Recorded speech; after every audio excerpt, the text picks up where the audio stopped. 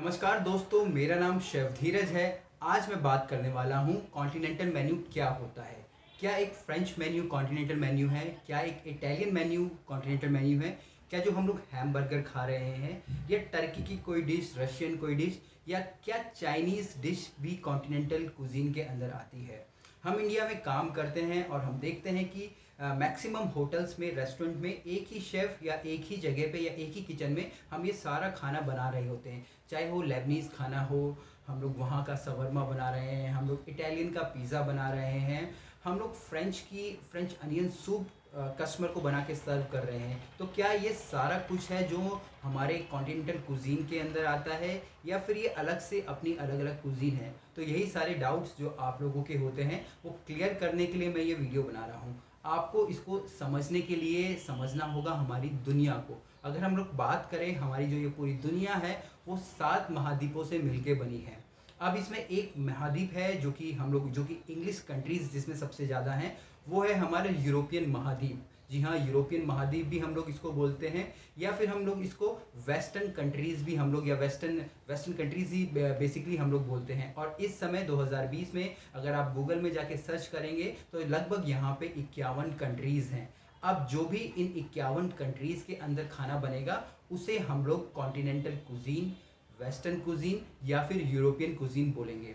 अब इसमें आपका चाइनीज़ नहीं आता है, आपका ना ही इसमें आपका यूएस आता है, जो कि सबसे बड़ी हम लोगों की गलतफ़हमी होती है।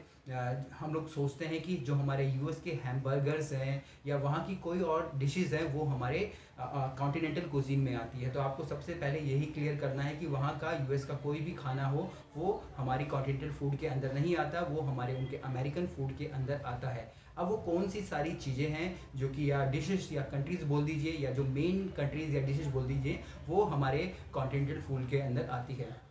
सबसे पहले इसमें हमारा फ्रांस है। फ्रांस बहुत ही फेमस आप लोग बता लगा दीजिए देश है, और वहीं से ही जो कि हम लोग कुज़ीन की बात करें, खाना बनाने की बात करें, वहीं से ही सारी चीज़ें डॉक्यूमेंट होना शुरू हुई। तो फ्रेंच कुज़ीन हमारी कॉन्टिनेंटल कुज़ीन के अंदर आता है। उसके बाद हमारी इटालियन कुज़ीन है। इटालियन कुज़ीन भी हमारे जो कॉन्टिनेंटल कुज़ीन है, वेस्टर्न कुज़ीन या यूरोपियन कुज़ीन के अंदर आता है। जो भी आपके पिज़्ज़ा, पास्ता, ये सारी चीज़ें आपकी कॉन्टिनेंटल कुज़ीन के अंदर आती है।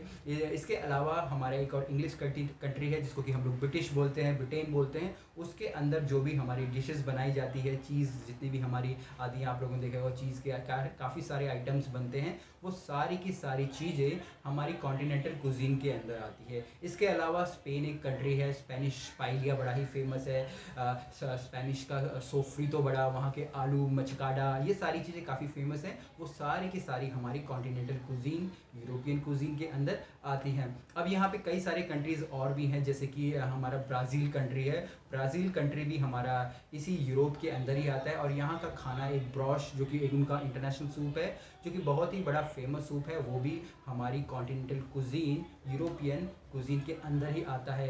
एक और देश है, एक जो जिसको कि आप लोग मुस्लिम कंट्री बोल सकते हैं, वो है हमारा टर्की। टर्की भी हमारा जो कि यूरोप के अंदर ही आता है। तो इसकी जो एक बड़ी ही फेमस डिश है, जो कि हमारे टर्की के जो मीट बॉल्स होते हैं, बड़े बड़े साइज़ के वो लोग मीट बॉल्स बनाते हैं, टमाटो सॉस के साथ सर्व करते हैं, वो भी हमारी सब के सब इसी कुज़ीन के अंदर, कॉन्टिनेंटल कुज़ीन के अंदर आते हैं।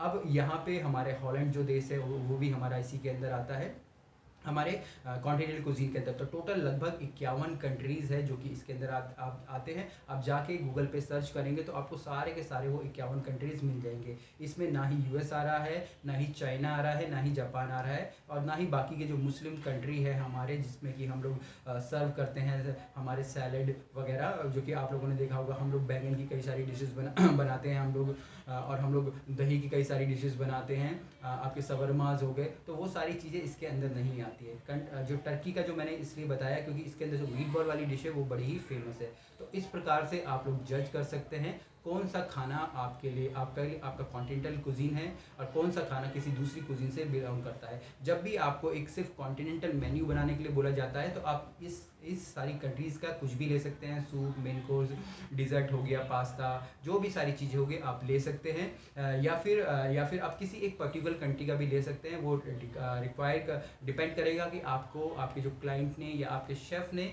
किस प्रकार से आपको रिक्वायरमेंट दे रखी है। तो आपको ये सारी चीज़ें ध्यान रखना है, और एक एक अच्छा सा कॉन्टिनेंटल मेन्यू रेडी कर लेना है। सबसे पहले आपको यही समझना है कि कॉन्टिनेंटल कुजीन क्या है। उम्मीद करता हूँ आपको ये छोटी सी वीडियो अच्छी लगी होगी और आपको समझ आ गया होगा कि जो ये हमारा देश है 7 महाद्वीप से मिलके बना है, उसमें से एक महाद्वीप है यूरोपियन महाद्वीप है, जिसके अंदर की लगभग इस समय तक 51 कंट्रीज़ आते हैं। उनके अंदर जो भी खाना बनता है उसको हम लोग कॉन्टिनेंटल कुजीन बोलते हैं, वेस्टर्न कुजीन या फिर यूरोपियन कुजीन बोलते हैं। अगर आपको इसके अलावा कॉन्टिनेंटल कुजीन से जो भी क्वेश्चन हो आप मुझे नीचे कमेंट कर सकते हैं, मैं आपके आंसर्स देने की जल्दी से जल्दी कोशिश करूँगा। तो चलिए फिर मिलेंगे एक नए वीडियो में, तब तक के लिए जय हिंद।